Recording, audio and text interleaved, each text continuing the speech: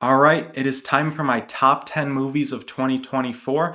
I know this video has been a long time coming, but I do not live anywhere near the major cities which get these limited releases right away, so there were a lot of films that I wanted to see that I felt like I couldn't make this video before seeing them until middle of January to early February, and now that I've seen the bulk of them, I can say I'm glad I waited because four of them that I have seen in the last month have made it onto my list here. I am a very indecisive person, so I change stuff around a lot, but I feel good about this 10 that I have constructed here.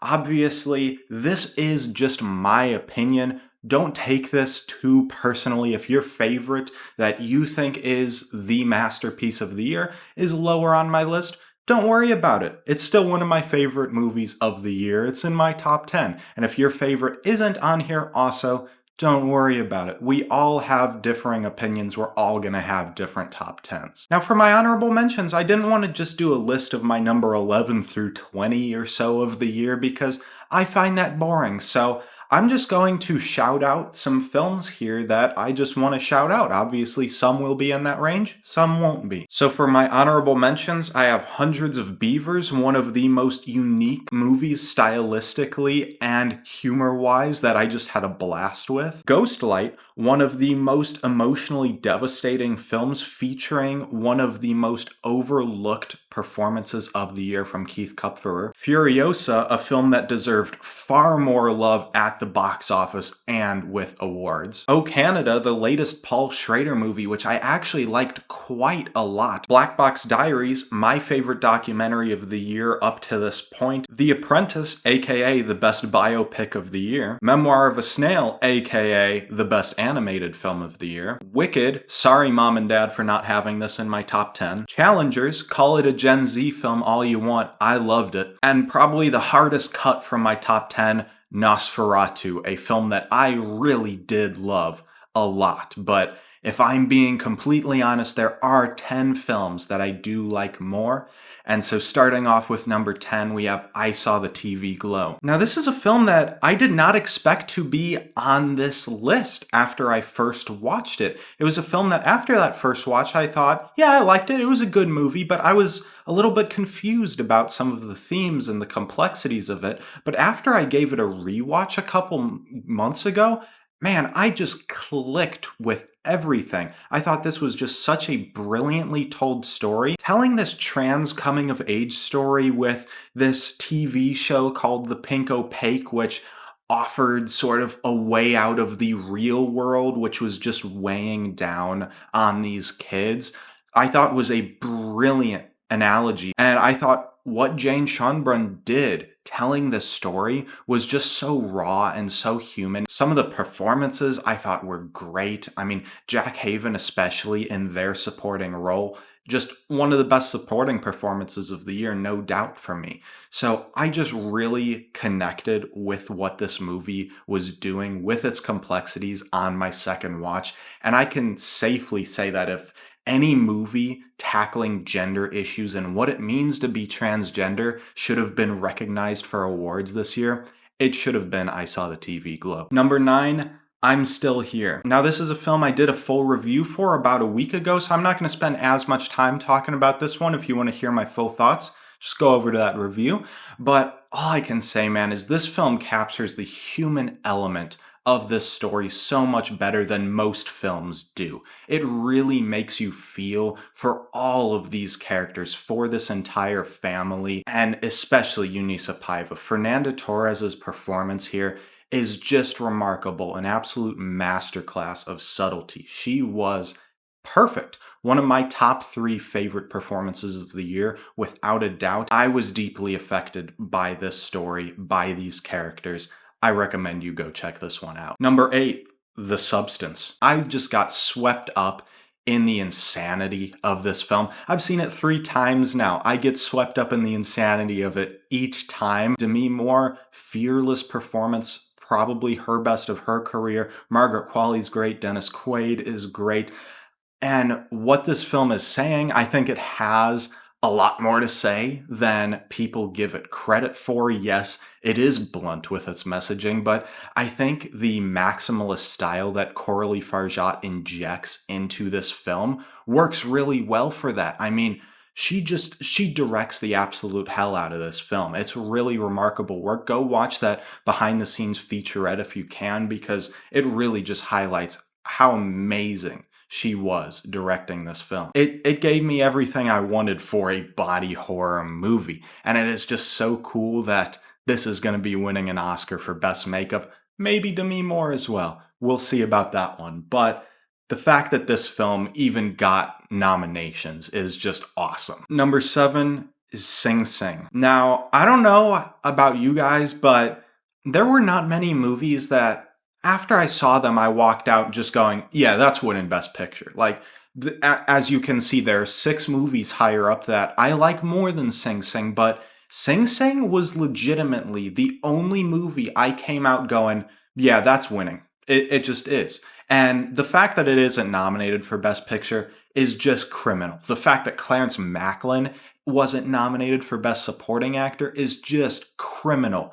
Probably my favorite supporting performance of the year. Coleman Domingo in the lead role, just amazing. He should be in win contention. I loved everything about this movie. I love the filmmaking style, shooting on film, I believe. I love the warmth that pours through the windows in this theater room. It delivers such a different atmosphere than you're used to in films about prisons. And that warmth in the theater room just works so well with what the film is exploring about the uplifting nature of acting, about the uplifting nature about art, and how therapeutic it can be, and how it allows life to breathe through these people and give them something to express themselves through. It is such an important film and such a heartwarming film. It made me cry, it made me smile, it made me feel at the end of the day. This film made me feel. Number 6, I have The Seed of the Sacred Fig. Most people, when they're talking about this movie, call it bold and brave and courageous and use whatever other synonyms you could find, but they stop short of calling it one of the best films of the year. I am not stopping short. This is one of the best films of the year. What Mohamed Rasulov accomplished here is nothing short of remarkable, in my opinion. I mean, the family acting as this condensed version of Iran and the struggle between the patriarchal people in power versus the women who are oppressed. The father representing that power, the mother representing the oppressed but older generation who just takes it, essentially, and the daughters representing that newer generation of girls who are not going to take that shit any longer. I thought it worked phenomenally for what the movie was trying to say. I thought the incorporation of real life footage of protests and riots in Iran back in 2022 and 23, just a wonderful decision. And every time they montage through that archival footage, it just delivers a gut punch. Like, you're just breathless when they're playing that footage on screen. So I just really loved what this movie was doing. The way it builds up the tension in that first half with the daughters continuing to speak out against the society they live in, and that building towards such a thriller type of third act where the father is just continuing to try to dominate his own family. It really worked for what the film was trying to say thematically. And yeah, not only is Sacred Fig just a brave work of protest, but it is one of the best of the year. Number 5, Dune Part 2. It's just phenomenally crafted. I mean, what Denis Villeneuve is able to accomplish in this world, both with the first Dune and with this one, which is even better, is just remarkable. I don't know what more he has to do in order to get his flowers for his work in this universe, but I just don't get it. I don't get why he continues to get ignored. I don't know why Dune Part 2 itself just kept getting ignored over award season. It is a remarkable film, one of the best sci fi sequels of all time, and I don't hesitate saying that. I really believe that. It is a great film, some great performances. I mean, I know Timothy Chalamet just got nominated this year for A Complete Unknown, but if I'm being honest, I liked his performance in Dune Part 2 even more. I thought he was really incredible. So many great supporting performances, too. I mean, I could just go on and on about all the technical qualities of this film. It's just all on point, and we gotta stop ignoring these films. Number 4, Nickel Boys. I mean, what a unique film, man. I mean, if there's any film that came out this year that you can say you've never seen anything quite like it before, it's Nickel Boys. I mean, the first person POV cinematography, I know it was a divisive choice for some, but man, it connected with me seeing the boys' two perspectives. The way that switching between their perspectives kind of acts as a mirror for each other. They're able to find their identity through their friendship and grow as people. You're able to see their physical viewpoints of how they traverse this Nickel Academy and their viewpoints about standing up to the oppression. Ingenue Ellis Taylor, one of the best supporting performances of the year, just like Clarence Macklin.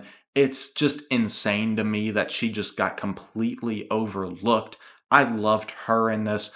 This film just delivers so much emotion. That final montage of the film, just remarkable. I really loved everything Nickel Boys was going for. All We Imagine Is Light. This is such a poetic and lyrical film. Like, it is very slowly moving, slowly developing, but I was never bored for 1 second in this. I was just fully soaking into this world that Pyle Kapadia was delivering me into. You know, the first half being in this city of Mumbai in a way it's never been portrayed before, at least I've never seen before, and how just drab and depressing it is, how monotonous these girls' lives are, and then contrasting that with the back half at the beach, at the village, and seeing the light around them. You know, I love the entire dynamic that this film brought forward.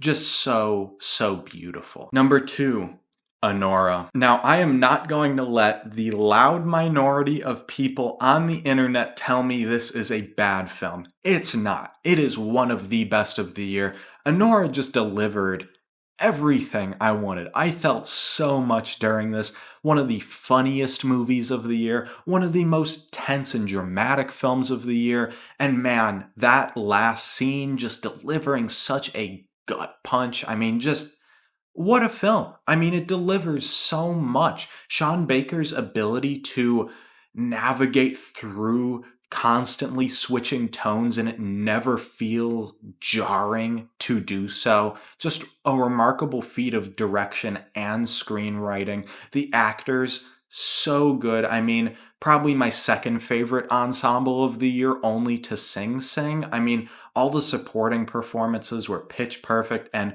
Mikey Madison in the lead role of Annie. She was delivering everything that the film could have asked her to do. I mean, she has the comedic timing, her rage, her yelling so much throughout the film, and once again, that final scene, just remarkable work from her. Probably my favorite lead actress performance of the year, definitely right up there with Fernanda Torres. I can kind of understand the point of the second act dragging on a little too long, but I was still just having the time of my life watching it, that every time I see the movie, it doesn't bother me personally. Like, this film just gives me what I want. And now, with as many great films as we have gotten this year, and trust me, we have gotten a lot of great films, my number 1 was quite easy for me right when I saw it.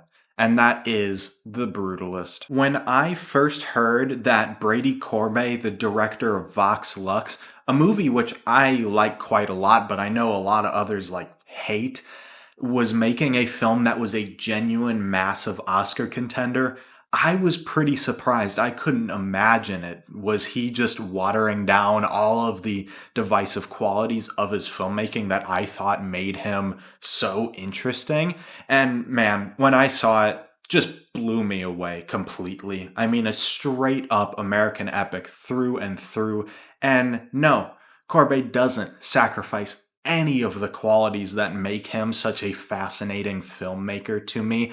I mean, that first act with Laszlo is looking so up, it's so optimistic in his traversal through this American dream. But in that second half, when Felicity Jones's Elizabeth arrives in the United States, she provides that reminder to him that this dream, this American dream, is not all sunshine and rainbows, and it starts to deteriorate as that rotten core of that American dream starts to get exposed in the second act. And man, it just gets so dark and dirty and depressing in that second half. And a lot of people have said that the first half is a masterpiece and the second half is a big dip in quality, and I have to disagree. I loved the second half just as much, if not more. That's where Brady Corbet makes his statement, and it worked for me. You really fall into the character of Laszlo, and a lot of that is just because of Adrian Brody. It's such a fully realized human character. What he was able to bring to this character and just pour his entire soul into Laszlo is just remarkable. It is the performance of the year for me. No question about it. As great as some other people have been this year, Brody's is by far the best for me. And, Felicity Jones and Guy Pearce, both excellent in their supporting roles. I really thought what they brought to their characters was something else. I really loved them. And the film as a whole, you can say it's only a director and acting showcase, but it's also a storytelling showcase. I mean, I loved Brady Corbet's script. I love the nuances of these characters and how they connected to the grander themes of the patron and artist, capitalist and immigrant, just everything Corbet was exploring thematically through these character relationships, I thought was so detailed and so well done. And no film outside of the zone of interest in recent memory has had me thinking about its themes for so long. I mean, I was just thinking about The Brutalist for weeks on end after seeing it. That's why I had to watch it 3 times, because I just found myself so captivated by everything the film was going for. So yeah, I mean, even though that there are so many great films from this year, The Brutalist just ended up easily being my number one of the year. So that's it for my top 10 of 2024, everybody. What did you think about my list? What are your top 10 films of the year? Let's discuss in a nice, kind manner. I know tensions can rise when someone doesn't like a movie that another person does. We're all going to have differing opinions on this stuff. Let's talk about it. I love talking about these great films with you all. So, yeah, what did you guys think? And if you liked what you saw here today and you would like to see more, subscribe to follow the Odyssey that is Oscar season.